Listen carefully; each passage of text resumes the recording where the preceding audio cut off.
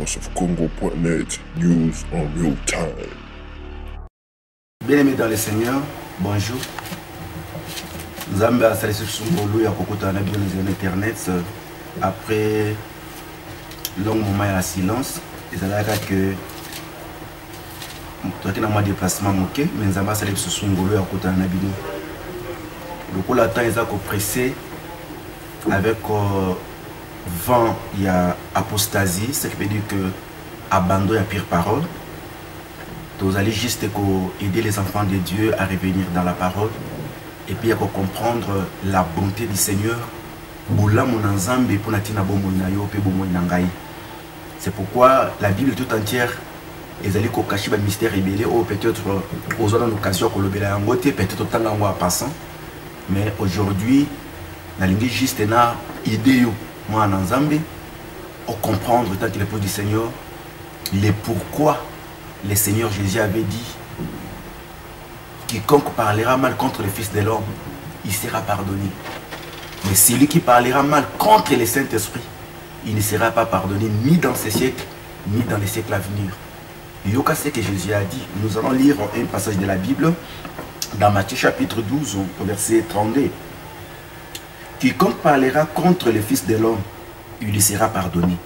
Mais quiconque parlera contre le Saint-Esprit, il ne lui sera pardonné ni dans ce siècle, ni dans le siècle à venir. Donc, bien aimé, il faut comprendre et l'obéir ensemble sur parler mal contre le Fils de l'homme et parler mal contre le Saint-Esprit. Lisons d'abord un passage parce que la Bible est toujours prêchée avec des témoins. Je soutire un passage de l'Écriture dans Jean chapitre 5, verset 39. Il est écrit: vous sondez les Écritures croyant avoir en elles la vie éternelle, or ce sont elles qui rendent témoignage de moi. Ce qui veut dire que les Écritures que nous sommes en train de lire, d'abord, il est question de Jésus. Rend témoignage de Jésus. Voilà pourquoi, ici, il est écrit que vous sondez les Écritures croyant avoir en elles la vie, mais or ces Écritures rendent témoignage de Jésus. Donc ce qui veut dire qu'il y a déjà deux temps. Les temps que le Seigneur est en train de parler mal contre le Fils de l'homme et parler mal contre le Saint-Esprit. Lisons un passage là où nous allons commencer peut-être notre pensée. Nous sommes dans Nombre. Nous sommes dans Nombre. Chapitre 12. Au verset 1er jusqu'au verset 15. Mais je dois tout simplement soutirer quelques écritures. Je repars le verset 1er.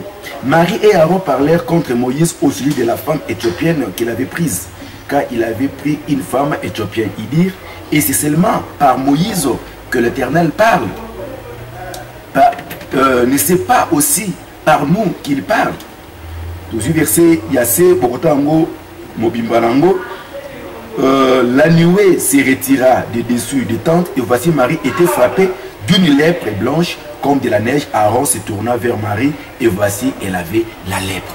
Nous sommes en train de voir une chose, que lorsque Moïse est sorti avec les enfants d'Israël en Égypte, s'est dirigé vers Canaan, arrivé au cours de leur chemin, la Bible déclare ceci, que Moïse est parti prendre une femme éthiopienne, donc une femme étrangère. Pendant que dans la loi de Moïse, la Bible disait que un juif ou un israélite ne peut pas se marier avec une femme étrangère. Même Moïse qui connaissait la loi, et c'est Moïse qui avait descendu avec les deux tablettes contenant la loi et les mers d'Israël, lui-même part prendre une femme étrangère. Alors quand Myriam et Aaron ont vu cela, ici nous avons deux choses. Nous avons Myriam qui représente le peuple et nous avons Aaron qui représente les sacrificatures.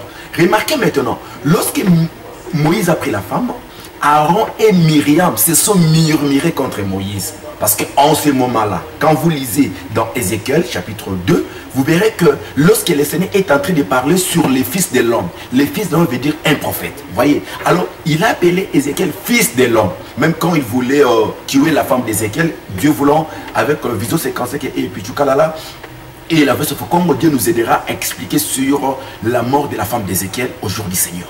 Ce qui veut dire que la pensée cachée, lorsque Moïse brise même sa propre loi, la Bible dit que Israël, qui est l'image de Myriam, ont commencé à parler mal contre Moïse. Mais Dieu ne s'est pas fâché contre Moïse en brisant la loi qu'il avait donnée.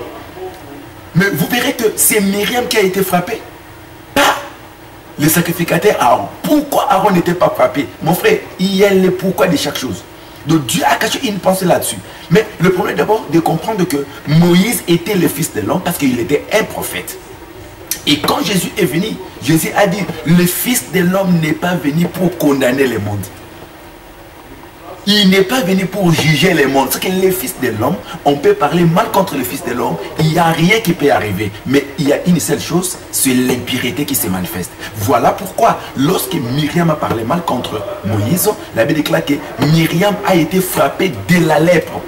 C'est que la lèpre, selon la loi, c'est l'impureté. Ça veut dire que Myriam est entrée dans l'impureté. Et remarquez, au verset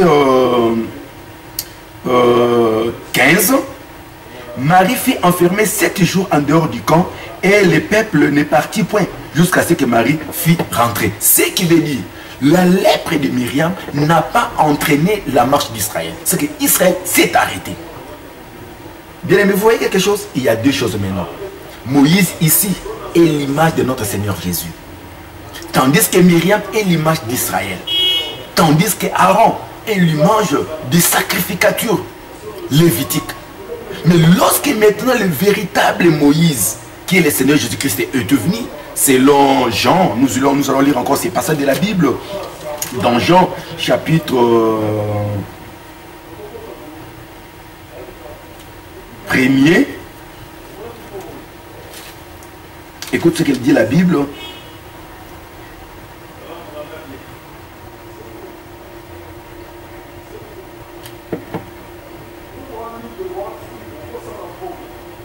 Verset 45, Philippe rencontra à Nathanaël et lui dit, nous avons trouvé celui de qui Moïse a écrit dans la loi et dont les prophètes ont parlé.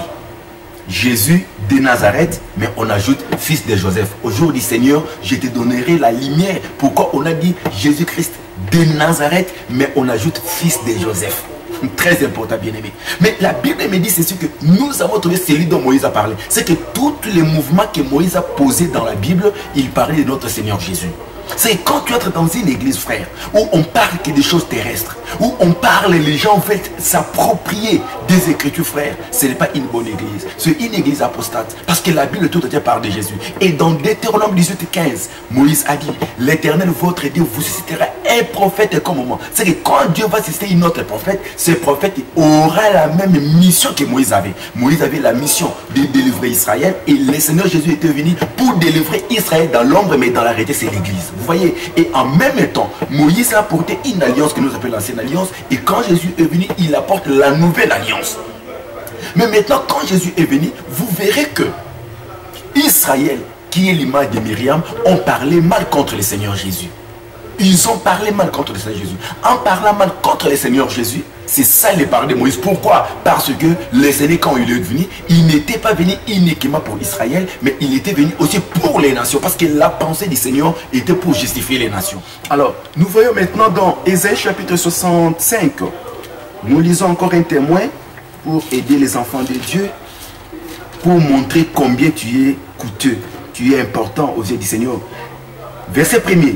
J'ai exaucé ceux qui ne me demandaient rien. Je me suis laissé trouver par ceux qui ne me cherchaient pas. J'ai dit, mais voici, à une nation qui ne s'appelait pas de mon nom. Vous voyez, ce que la nation qui ne s'appelait pas du nom d'Israël, c'était les étrangers.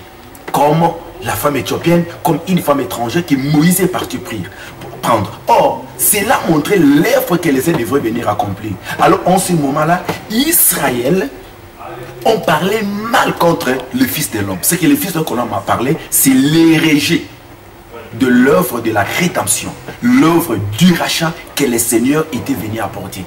Or, Dieu ne peut pas parler en nous. C'est quand il dit que Dieu ne peut pas aussi nous parler, ça veut dire qu'il prenait l'attribution des prophètes. Parce qu'en Israël, Dieu parlait à travers les prophètes. Mais qu'est-ce qui se passe maintenant ensuite? Lorsque ils ont parlé mal contre Moïse, la Bible déclare ceci, que Moïse a tourné la face. C'est ce que les pharisiens, le Dieu faisait. Il s'est comparé à Jésus. Parce qu'il dit que Dieu aussi peut leur parler. Dieu aussi peut les révéler. C'est ce que Myriam a fait. C'est ce que la maison d'Israël a fait. Alors en le faisant, la Bible déclare dans Jean chapitre 1, il était venu vers les siens au verset 11e. Il est venu vers les siens et les siens l'ont rejeté. Ce qui signifie que la maison d'Israël avait rejeté le Fils de l'homme. Ils ont parlé mal contre le Fils de l'homme en disant que celui-ci, c'est dit qu'il est Dieu. Celui-ci, il dit qu'il va détruire notre temple et dans 3 jours, il va les relever. Celui-ci, celui-ci. Ils ont parlé mal contre le Fils de l'homme. Mais remarquez, pendant qu'ils ont parlé mal contre le Fils de l'homme, Myriam a été frappée de la lèpre. Ce que Israël est resté dans l'impureté. Israël ne pouvait plus marcher parce que quand on est impur,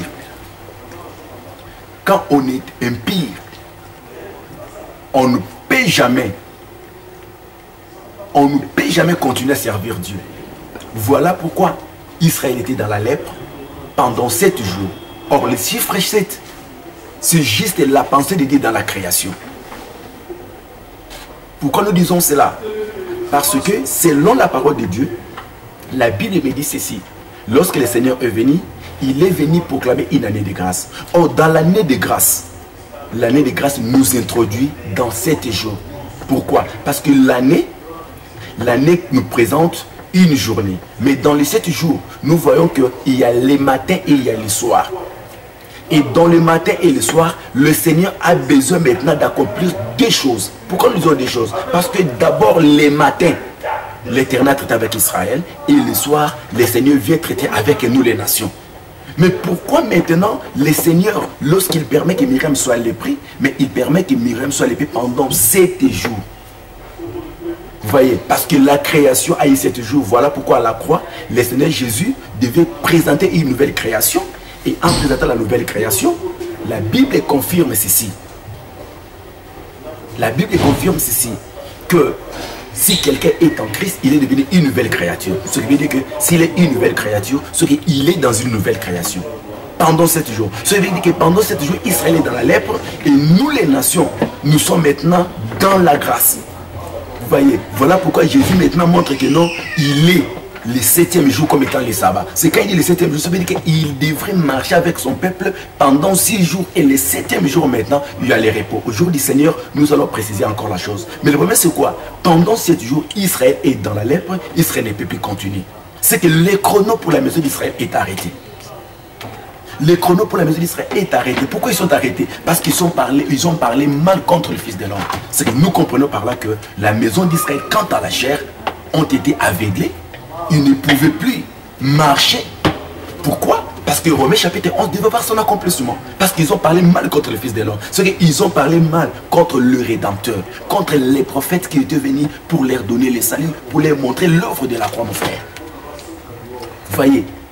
Mais remarquez maintenant, lorsqu'ils ont rejeté, en ce moment-là, Moïse maintenant vient apporter le salut, vient apporter la vie à une femme étrangère. C'est ce qui s'est passé avec Joseph. Le frère de Joseph refuse Joseph. Ah, regarde les plaisirs des songes. Or, les songes, ce sont des prophéties. Il a dit non, voici les plaisirs des songes. Ils ont vendu Joseph. Joseph est parti vers les étrangers qui sont Asnath. Vous voyez, le Seigneur est venu vers eux, comme était le véritable Moïse. Ils ont rejeté Moïse, le Seigneur est vers nous. Pourquoi? Parce qu'ils ont parlé mal contre le Fils de l'homme. Mais remarquez maintenant, pourquoi ils ont rejeté le Fils de l'homme? Parce que Jésus, quand il est venu, il ne pouvait pas parler comme Moïse. Mais il devrait prendre les paroles de Moïse et interpréter ce que Moïse dit. Interpréter ce que Moïse disait. Voilà pourquoi, dans Jean chapitre 5, verset 45 à 46, ne pensez pas que moi, je vous accuserai devant les pères. Celui qui vous accuse, c'est Moïse en qui vous avez mis votre espérance. Car si vous croyez Moïse, vous me croirez aussi parce qu'il a écrit de moi. Vous voyez, c'est que tout ce que Moïse a écrit, il a écrit de Jésus. Mais si vous croyez à Moïse, pourquoi pas ne croire à Jésus? Parce que Moïse était l'ombre du Christ. Voilà pourquoi maintenant, la Bible déclare parler mal contre le Fils de l'homme. Mais parler mal contre le Saint-Esprit, ce qui veut dire que rejeter l'évangile de la grâce, frère. Rejeter les pourquoi, les comment, les où, les quand de chaque chose. C'est ça, parler mal contre le Seigneur. Parce que le Seigneur, quand il a parlé, on l'a critiqué, on a fait tout. Mais le Seigneur n'a jamais répondu. Mais quand on dit que parler mal contre le Saint-Esprit, vous ne serez pas pardonné ni dans ces siècles à venir, parce que Dieu a tout simplement des siècles. Le siècle que nous sommes en train de vivre, c'est le temps actuel que la grâce est ouverte pour nous. Et le siècle à venir, c'est quand nous serons dans l'enlèvement, quand nous serons dans le royaume, frère. Vous voyez, parler mal contre le Saint-Esprit, rejeter l'évangile du salut. Rejeter l'évangile de la vie. Rejeter l'évangile du salut, mon frère. Voilà maintenant un type réel qui peut t'aider, frère, à comprendre que quand on dit l'évangile de la grâce, ce n'est pas dire tout simplement que Jésus est Dieu. Ce n'est pas tout simplement dire que non, la femme ne peut pas prêcher. Mais quand on parle de l'évangile de la grâce, c'est comprendre les pourquoi de toutes choses. Les parler des prophètes. Jésus a dit dans Luc 24, 44 à 45 en disant que tout ce qui a été écrit, il était question de moi. Donc si tu lis la parole de Dieu, mais tu ne vois pas qu'il est question de Jésus, frère, tu as mal prêché. Voilà pourquoi. Parce qu'on a besoin que dans nos églises, qu'il y ait beaucoup des âmes, qu'il y ait beaucoup de personnes, il faut des hommes, frère. Nous sommes en train de voir une légèreté. Nous prêchons ce que nous connaissons, juste pour empêcher qu'il y ait beaucoup de gens dans l'église. Mais frère, tu as gagné des hommes, mais tu n'as pas gagné des âmes. Si tu identifies bien, il y a des problèmes. Vous cherchez des solutions des problèmes. Pourquoi? Parce que Dieu n'est pas au centre. Jésus n'est pas au centre. Quand on dit Jésus est au centre, c'est que l'enseignement est au centre. Parler maintenant des Saint-Esprit, n'est pas critiquer les Saint-Esprit, parce qu'il ne faut pas les Saint-Esprit. Mais les Saint-Esprit, c'est l'enseignement, parce que Jésus a dit que je pars, je reviendrai, je serai avec vous jusqu'à la fin du temps. C'est être avec nous, c'est les manteaux du Saint-Esprit qui est avec nous, frères.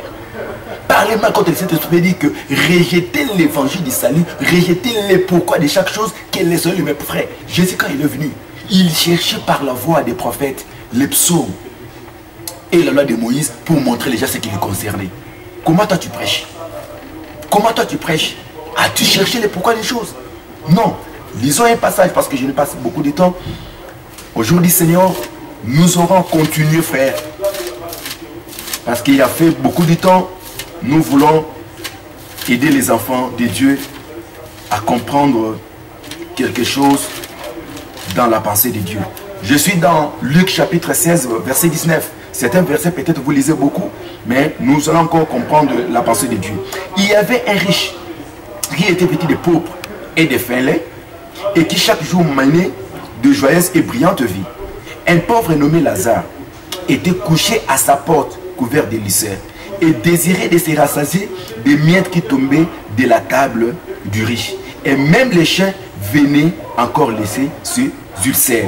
Le pauvre mourit et il fut porté par les anges dans les seins d'Abraham. Le riche mourit aussi, il fut enseveli. Dans les jours des morts, dans les séjours des morts, il s'éleva les yeux et tandis qu'il était en proie au tourment, il vit de loin Abraham et Lazare dans son sein. Et il s'écria: Père Abraham, aie pitié de moi, envoie Lazare pour qu'il trempe du bout de son doigt dans l'eau et me rafraîchisse la langue, car je souffre cruellement dans cette flamme. Abraham répondit: Mon enfant, souviens-toi que tu avais reçu de bien pendant ta vie et que Lazare a eu le mot pendant la sienne. Maintenant, il est ici consolé et toi, tu souffres. D'ailleurs, il y a entre nous et vous un grand abîme. Frère, je descends au verset 27. Le riche dit: Je te prie donc, Père Abraham, d'envoyer Lazare dans la maison de mon père, car j'ai 5 frères. Vous voyez, ce qui veut dire que lorsque l'homme riche a senti qu'il souffrait, il a demandé que Lazare puisse rentrer. Donc ça veut dire que Lazare a une bouche. Vous voyez, c'est que ces paraboles ici nous enseignent l'enseignement que nous venons de parler mal contre le Fils de l'homme et parler mal contre le Saint-Esprit. Ici, l'homme riche est l'image d'Israël. Parce que la Bible déclare: errer les pauvres. C'est que les pauvres, c'est nous les nations. Tandis que les riches, c'est la maison d'Israël. Frère, suivez-moi tellement bien. C'est trop profond pour toi. La Bible déclare ceci, que errer les pauvres en esprit, c'est que les pauvres, c'est ceux qui croient à l'évangile du salut. Mais tandis que l'homme riche ici représentait la maison d'Israël. La richesse d'Israël, c'était quoi? C'était la loi. Tandis que nous étions des pauvres parce qu'on n'avait rien.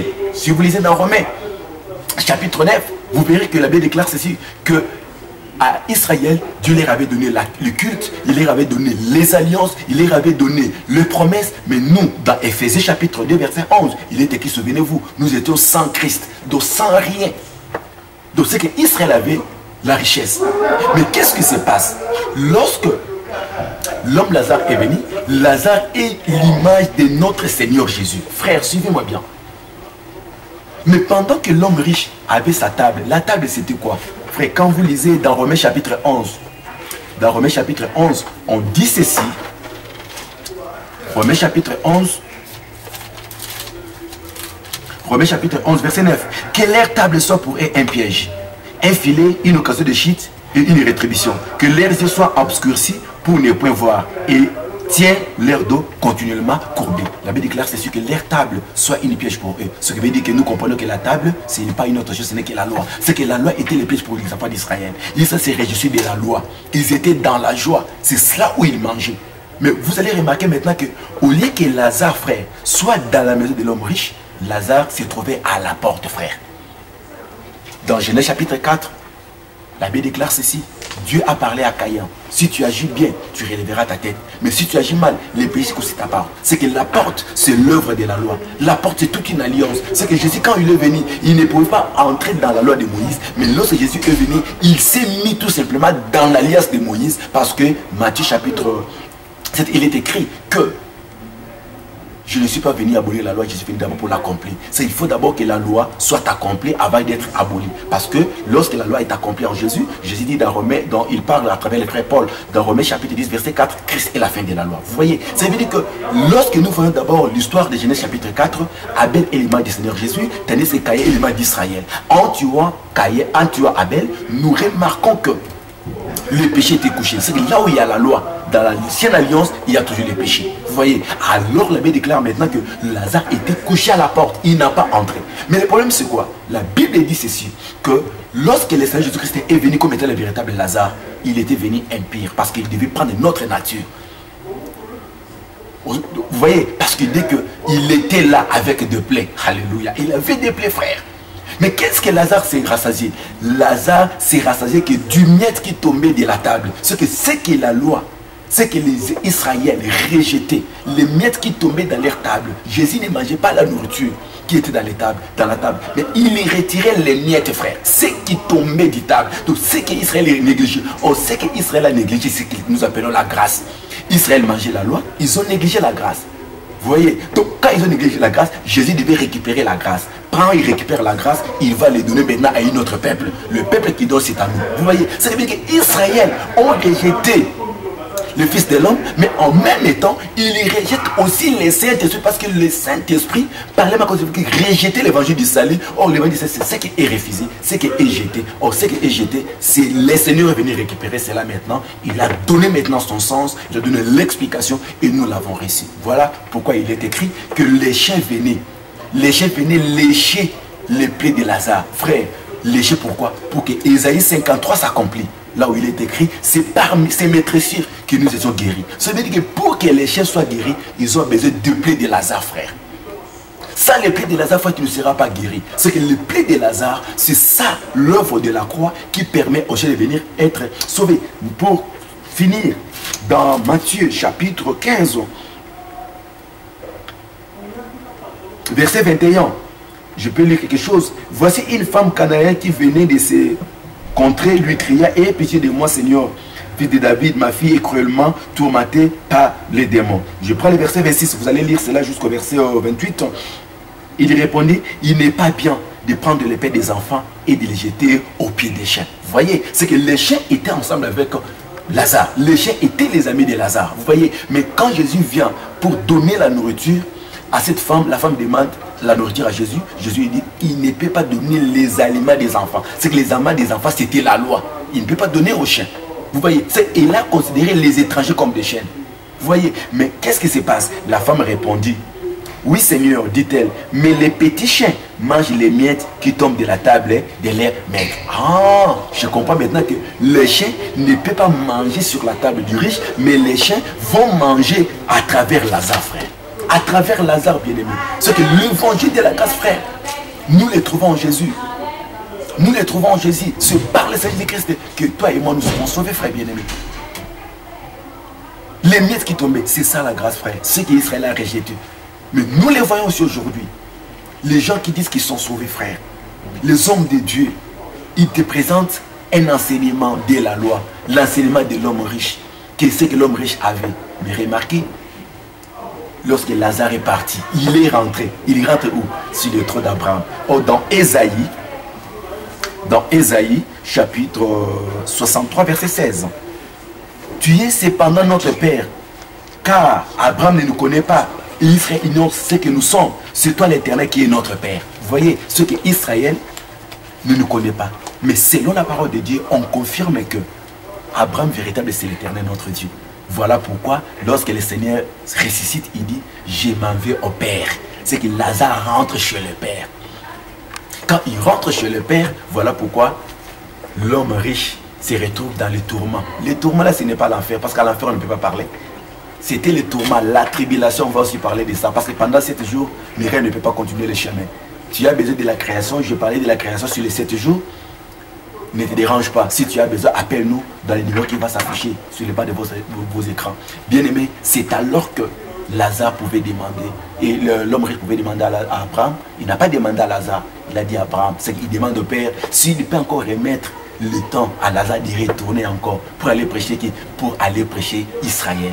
Vous voyez, c'est pour montrer qu'Israël ne sera plus prêché. Parce que l'évangile prêché chez les nations, Israël ne la recevra pas, frère. C'est pour vous dire que vous qui croyez au retour de la grâce aux Juifs, nous voulons vous aider. Israël n'a pas reçu la grâce, alors la grâce ne peut pas rentrer chez eux. Ils ont reçu la loi, c'est la loi qui va leur recevoir la pensée de comprendre. Mais nous avons reçu la grâce va partir avec nous. J'ai 5 frères, on parlera pourquoi les 5 frères. Voilà, bien aimé dans le Seigneur pour aujourd'hui. Nous voulons juste vous ramener après un long moment d'absence pour montrer que parler mal contre le Fils de l'homme, c'est Israël qui avait parlé mal contre le Seigneur Jésus, qui est le Fils de l'homme. Mais aujourd'hui, parler mal contre le Saint-Esprit, c'est à toi, frère. C'est dans nos églises, nous qui croyons en Jésus. Parler mal contre le Saint-Esprit, c'est veut dire que rejeter l'évangile de la grâce, rejeter le pourquoi de chaque chose, rejeter la révélation que Jésus nous a apportée, rejeter la grâce, mais prendre de la loi, le ramener aujourd'hui dans l'église, frère. Que le Seigneur vous bénisse. Nous allons nous retrouver à la prochaine. Bye. VoiceOfCongo.net, news on real time.